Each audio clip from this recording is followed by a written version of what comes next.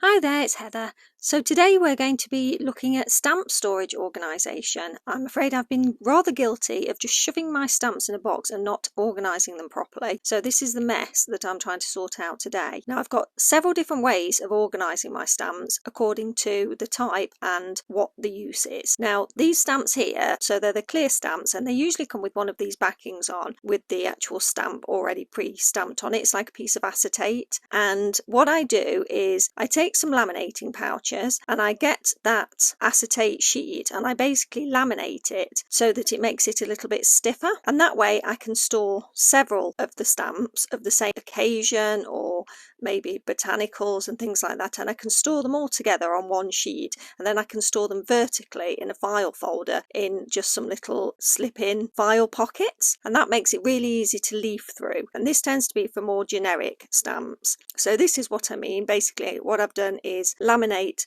a lot of different stamps all together on one sheet, and then it keeps them all together. It just makes it a lot easier to find stamps when I'm leafing through the file box. So that I find that's a really useful way of doing it because it keeps them nice and rigid. Because I'm going to be using these particular stamps for a specific project, I decided to laminate them individually using these sort of credit card sized laminating pouches. So I just popped them through the laminator and then found that they fit really nicely into those multi-pocket pouches, so the ones that you store the trading cards in, and that's going to keep them neat in there because I have several copies of these particular stamps, but also I can easily transfer them into the project boxes that I'm going to be using. I've also found that because I've laminated them, it makes it quite rigid. It's quite a thick laminate plastic, so you can also use it as a means of a quick stamping block. So it's not perfect, but if you just want to quickly stamp an impression, then it actually works with this piece of laminate on it. I always make a stamp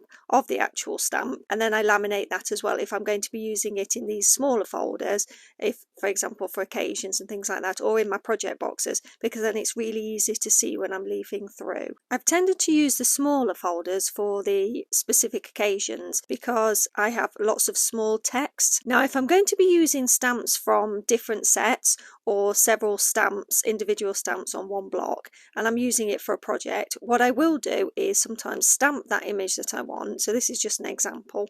So I'll stamp the image on a piece of card, I'll laminate that, and then I'll actually keep the stamps that I want on the block and keep it in my project box while I'm actually doing that project. And then what I can do when it's finished, I'll just take the stamps back and pop them onto the A4 sheet or back onto the A5 envelope wallets, depending on whereabouts they live. I'm going to label all of my boxes up a little bit better. Now with the chunkier stamps like the wooden stamps and the rubber stamps, I keep them in a box because I don't have many of them. I've also made a few of those there as well, but it's just easier to rummage through a box when you've only got a small number. This is a DIY stamp set. It's lino cutting set. My father-in-law gave me a set of lino cutting tools many years ago, so I'm going to use those in a video soon. And these are some metal stamps that are mounted onto a wooden block, and I got those at Birmingham Market and I thought they were really cute. I've not used them yet, so I've got to find a project to use them. So that's how I store my bulky stamps, basically just in a tub on top of some of my acrylic paints. So this is the neatened area and it looks really good now, so I'm really pleased with what I did. So thanks so much for joining me. I hope you enjoyed seeing the video. If you did, please give me a thumbs up